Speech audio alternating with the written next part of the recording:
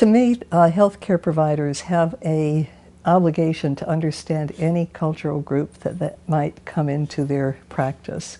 And the LGBTQI community, which is actually a community of many other cultures, composed of many different cultures, is a group of people that belong to a culture that can remain invisible to a large extent. The reason it's important for healthcare providers to understand this community is because every healthcare provider has people from this community in their practice, whether they know it or not. And LGBTQI people bring with them to their healthcare provider a host of healthcare concerns and issues that are never disclosed unless the healthcare provider makes it possible for them to disclose this. A friend of mine was telling me the other day that she has avoided going to see a physician ever since she was a young woman, about 20. She's about 55. And she said, and this is typical, this is one of the things that is one of the hugest health problems in the LGBTQI community, is that they will not go to see a physician or a provider of any kind because of fear of how they're going to be treated.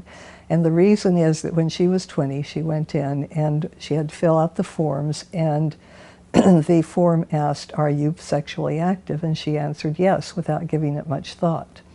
And so then when she got in to see the physician, she asked her, "Well, are you on birth control?" And she said no.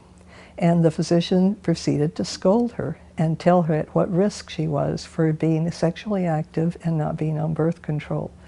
And my friend said, I couldn't tell her. I couldn't say a word to her about what was really going on. I was fearful, and she said, I just got out of there and I've never been back. The top way that healthcare providers can better serve this community is making their setting welcoming and accessible to people who come in. And a part of that is making sure that there are appropriate questions that are asked, that people know that this is something that I can reveal, that I can let people know that I'm having sex with people who are the same gender or sex that I am, or whatever it might be. And that there's sensitivity to how difficult this is.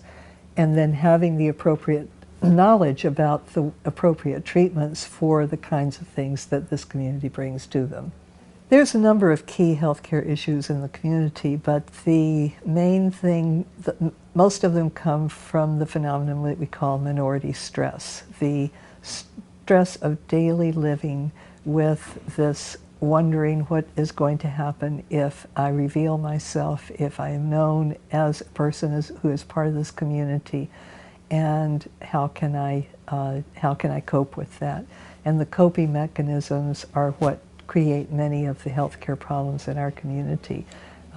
Substance abuse, high blood pressure, heart disease, obesity, a lot of the kinds of common stress things, but they are exaggerated in this community. Well, what I would like to see happening in the next 5 or 10 years, how about yesterday? Actually, human rights for all of our community would be a fabulous first start. Because as long as there are laws that discriminate at all, then it makes it easier for everybody to discriminate on all levels.